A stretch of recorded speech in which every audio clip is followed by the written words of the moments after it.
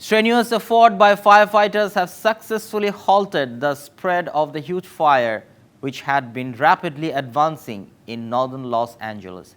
The fire, located about 80 kilometers from Los Angeles, began on Wednesday as emergency crews continued to combat two long-standing fires on the city's eastern and western outskirts. These fires have been burning for over 2 weeks. The huge fire scorched approximately 10,176 acres. Tireless work of 4,000 firefighters battled strong winds and low humidity, which are expected to persist through Friday.